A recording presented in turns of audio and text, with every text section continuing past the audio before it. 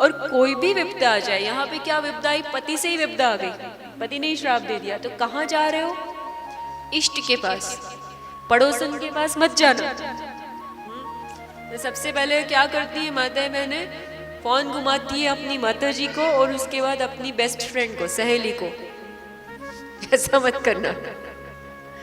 Practically यही हो रहा है कि घर पे पतिदेव ने कुछ कहा तो उसके बाद पहला फोन कहाँ जाता है, या तो आपकी सखी के पास, यानी सखी तो अब आप लोग कहाँ कहते हो, आपकी बेस्ट फ्रेंड के पास, खास सहेली को फोन लगा के बोलते हो पता है आज ऐसा हो गया, और उस समय तो हाँ हाँ करती है और बाद में आपकी हंसी भी उड़ाती है। और दूसरा क्या, माता पिता के यहाँ फिर फोन मत लगाना, लगे लगाने फोन, घुमा दिया मायके में फोन फट से। एक तो फोन क्या आ गया, एक तो मुसीबत भी हो गई इतना जल्दी। पहले के जमाने में सब्र बहुत था, धैर्य था और शील भी था। उसका कारण था कि इतनी फैसिलिटीज नहीं थी। जितना ज्यादा आराम उतना ज्यादा असल में कष्ट। एक मैसेज जाएगा तमतमाता हुआ और खेल खत्म। गुस्से में, गुस्से का तो कुछ कोई लगाम नहीं होती ना गुस्से की, जब आता है तो आता है, गुस्से की क्या लगाम, फिर मजा ले कोई फिर उसको रोक सके। भैया काम, एक बार काम के ऊपर विजय प्राप्त करना आसान है, क्रोध के ऊपर बड़ा मुश्किल है, जिससे एक आगे का पायदान है।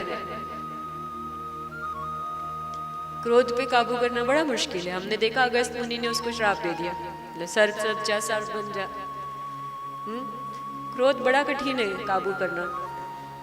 देखो विष्णु जी ने बोल दिया लक्ष्मी जी को जा घोड़ी बन जा, भगवान तक को आ जाता। लेकिन प्रयास करना चाहिए, प्रयास करना चाहिए। अब जो है यहाँ पर शिव जी को ये प्रकट, शिव जी प्रकट होने के बाद बोलते हैं कि है तुमने मेरा आह्वान क्यों किया, विष्णु पत्नी होकर मेरी पूजा कर रही हो। तो बोले मुझे ऐसा बताया था विष्णु जी ने कि आप जो है एक दूसरे के परस्पर इष्ट हैं, और अगर मैं आपके सिवा किसी और का स्मरण करती तो पराश्रय हो जाता। यानी कि आपसे आपका स्वामी, आपका परमेश्वर भी रूठ जाए। यानी एक भगवान के आपने मन्नत करी, पूरी नहीं हुई तो दूसरे भगवान के वहां माथा रगड़ने मत जाना, एक ही को मनाते रहना। हाँ, नहीं तो यहाँ पर तो आज मंगलवार को इनका एक ही का स्वरूप मान के करो तो कोई बुराई नहीं, कि सब में एक ही भगवान है, एक ही इष्ट है। आप माता को मानते हो और आप शिव के मंदिर में जाओ तो शिव और शक्ति का वो स्वरूप है, ये जान के अगर आप प्रणाम कर रहे हैं तो अच्छी बात है। पर आप शिव को अलग मान लो और माता को अलग मान लो तो वो ठीक नहीं है। फलश्रुति तो होगी अच्छे कर्म की, अच्छी होगी, लेकिन इसमें पराश्रय हो जाता है। या अपने धर्म को छोड़ के किसी और धर्म की तरफ चले जाओ तो पराश्रय हो गया। अपने इष्ट को ही छोड़ना यहाँ तो पराश्रय हो गया।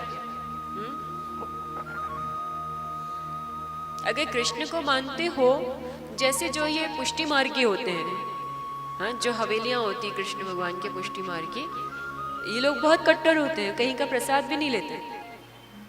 कहते हैं प्रसाद का तो मान हर जगह होना चाहिए, प्रसाद भी नहीं लेते।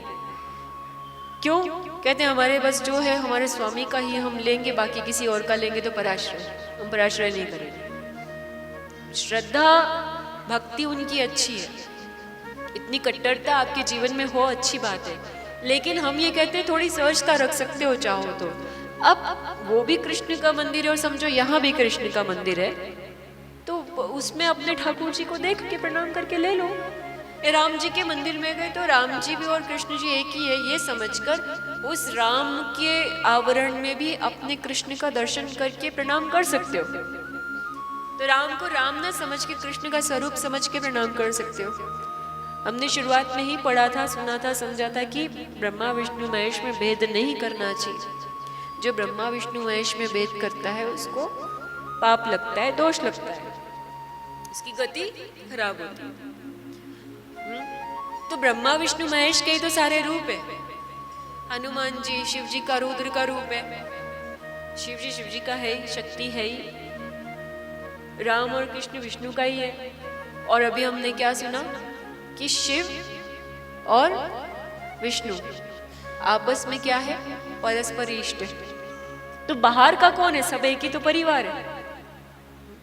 लेकिन आप जैसे एक परिवार में आपके माता पिता की जगह आप दूसरे को नहीं दे सकते। आपके जो आपके बड़े मम्मी जी छोटे मम्मी जी यानी ताई जी चाची जी को बड़े मम्मी छोटे मम्मी बोल दोगे, लेकिन आपकी माता जी की जगह किसी को नहीं दोगे।